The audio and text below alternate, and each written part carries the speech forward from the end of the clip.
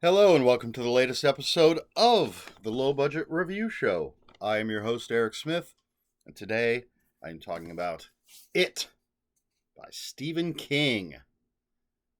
This is my reading copy. This is the copy that I read. I have an old first edition paperback. Not any type of fancy first edition thing, just an early edition, first edition of the paperback. It's a little too fragile for me to read, so I got this at Half Price Books so I could read it. First time reading it, and I debated whether or not to bother recording a video for this. Does the world need another review of It by Stephen King? But then I thought, hey, I make these videos so I can just share my thoughts on things, maybe start a discussion. So obviously, I'm recording a video. Okay, if you're one of the few people in the world who don't know, It is about the Losers Club and their fight against Mr. Robert Gray, also known as Pennywise the Dancing Clown. So the story jumps between the Losers Club when they're adults in 1985, when they were kids in 1958, and their fight against Pennywise. That's basically it, in a nutshell. Now, for the too long didn't watch folks, I gave this book 4 out of 5 stars. I really liked it, but I didn't love it. To start off with, the Pennywise is a fantastic monster, for lack of a better way to put it. Horrifying and classic. He does first call himself Robert Gray. That is the first name that he uses. But I think Robert Gray or Bob Gray is only said 3 times in the whole book. Most of the time it's Pennywise. But such a great creation from Stephen King. The characters are interesting, and it's telling. I like the jumping back and forth in time, and I especially like the way the last 250 pages are told, where the chapters sort of flow one into the other with time jumps. You have to pay attention to the little chapter titles uh, for the, and it doesn't tell you the year, but it tells you the time of day, and the 1985 stuff is taking place in the early morning, so like 4 a.m., 3 a.m., 4 a.m., 5 a.m., and the 1957 stuff is taking place in the late afternoon. So, if you don't want to get too lost or get too deep into a chapter before you realize which time period you're in, you got to pay attention to that. But I do like the way that is done. Now, I think this book has the best and the worst of Stephen King's habits, writing. The reason I didn't love it, and this might get some hate flowing my way, I really do think it's too long. I meant to look up a a copy of The Stand that would have been published around the same time as this, the same sort of edition of The Stand, to get the page count on that. This version is 1,090 pages. Now, The Stand is a huge book as well, but it's telling a more epic story. I don't feel that The Stand is too long. It's a bigger story. For this story, where we have essentially 7 main characters and one location, and I know there's actually more than one location, but essentially 7 main characters, one location, it's too much. Stephen King repeats the same beats over and over and over again. Yes, he's trying to drive home certain things, but I thought of this while I was reading it. If you're nailing a hammer, you stop when the head of the nail is flush with your board. If you keep pounding on it, you're just going to dent the wood. And I felt like Stephen King was denting my head by going over the same ground over and over. It just felt like it was too much. And I also found it funny that he goes into so much detail about so many things. And then there's something that happens at the end that's just almost a throwaway line. Something that I would have wanted to see at least an entire chapter dedicated to. And he easily could have, considering the things he dedicates so many words to. He could have easily done that with this particular thing that happens, and it's one or two sentences. Like, he's just like, I can't be bothered with that. So I think that's my the biggest reason I don't love this book is I honestly think it's too long for the story he's telling. He doesn't need, in my opinion, obviously all of these videos, everything I say, my opinion,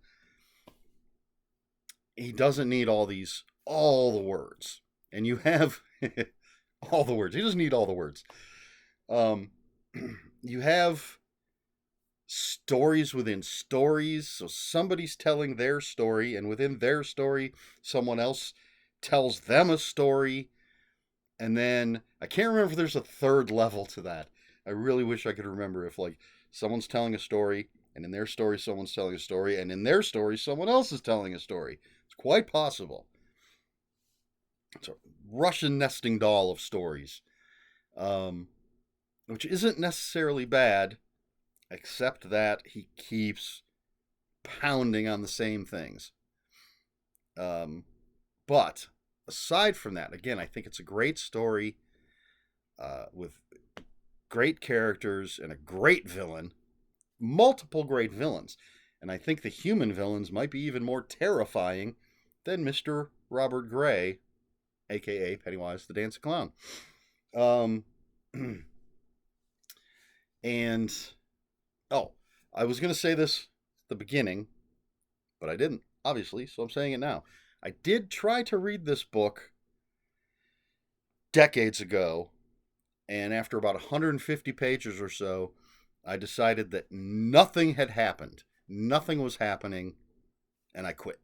So this is the first time since then that I've picked it up, and I think I got through it for 190 pages. I think I did pretty well getting through it quickly.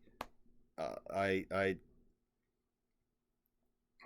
didn't get bored like I did that first time. And that first time, now the first scene, iconic, Georgie, his little paper boat. The second scene is, and that's 1957. Second scene is 1984, I think, with the gay couple. And so essentially in those first two scenes, something absolutely happens. But once you get past that, you're at a point where I don't know if there might be one person watching this who's never actually read the book or seen the movies. So I'm still trying not to spoil things. But after those two scenes, what's happening,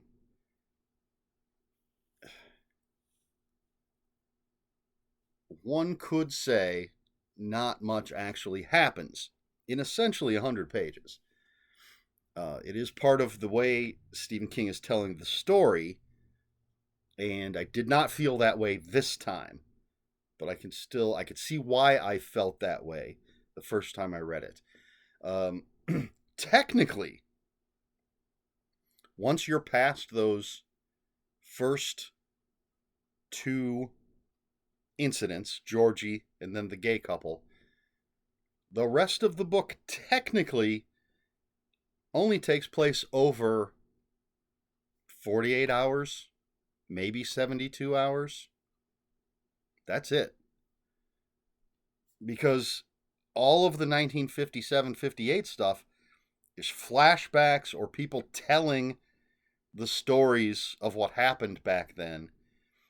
The actual timeline of the story or time frame of the story is just about 48 hours, which is, you think about it, that's crazy. Not that you can't have a giant epic story that only takes place in 48 hours, but it's just because of the jumping back and forth and stuff, it's wild. Anyway, so I'm hoping this will open up discussions. Again, I can't imagine there's too many people who are going to watch this video who either haven't already read the book or already made up their mind about whether or not they're ever going to read the book. I don't think this is going to persuade anyone or dissuade anyone, but still wanted to talk about it. Really love Pennywise, Mr. Robert Gray. I'm just going to keep calling him that. Love the characters. It is a great story. I just think it goes on too long. Full stop. I would love to interview Stephen King. That's just in and of itself a statement. But I would love to interview Stephen King and ask him if he wrote it today, how it might be different. With more, decades of writing and experience and everything under his belt,